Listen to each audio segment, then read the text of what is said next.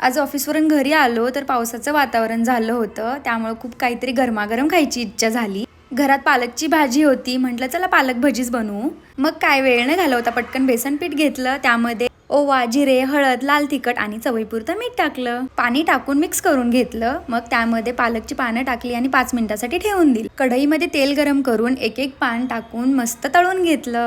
भजी मस्त तयार झाली.